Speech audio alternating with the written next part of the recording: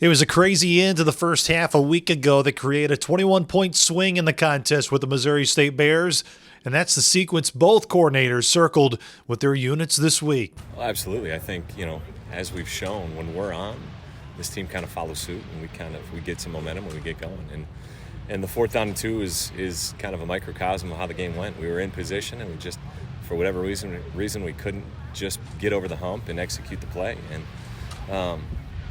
credit to them. Obviously, they went down and scored after that, and then took advantage and of some opportune situations. But we still have to come back in the second half and restart and get going. We almost got points at the end of the half, so that was good to see in terms of the execution of the 2-minute drive. But continue to chip away and just keep pounding the rock and pound, and sooner or later that thing's going to break. Well, I think it goes back to the way you take the field, and I think that not being deflated, understanding, as you said, it's all about give us a place to stand and get the ball back to the offense. We give up the touchdown and go down 10-0, but before the offense gets the ball back, it's 24-0 before they get in a 2-minute drive. So, we've got to be a little bit better, obviously, in those red zone situations and force field goals, which we had a number of times throughout the course of the game, just not in those situations, and it kind of got away from us. And the importance of down there in that area of the field, your eyes, your technique, your fundamentals, your pursuit to the football is all that much more critical because you got less margin for error, and obviously we didn't execute in those situations.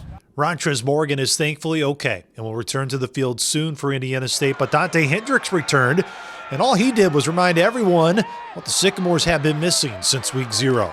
Right, and you see it every day in practice, and when we did have him during the spring, when we did have him during training camp, you can see, he's a guy that we can count on to do his job, and he's obviously a guy that's been very, very successful here thus far in his career, and we hope to continue to see that kind of success as we go forward. Youngstown State features one of, if not the best running back in FCS. Jaleel McLaughlin leads all active rushers in the NCAA, regardless of division, with over 6,000 career rushing yards in his stops at D2 and now Division I at Youngstown State.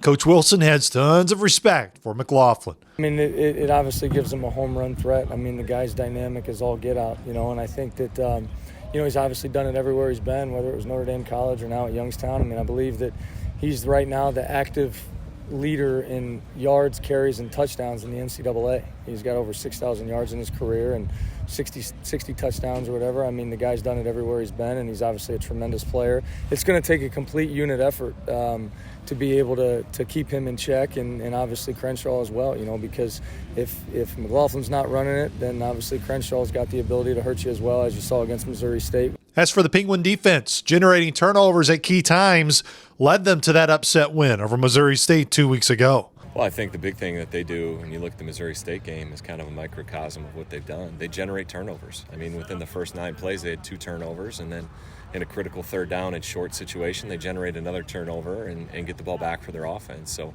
that's one thing that they do a really, really good job of, is every tackler is trying to attack the ball and get the ball out, and it's really, really helped them to generate extra possessions for their offense.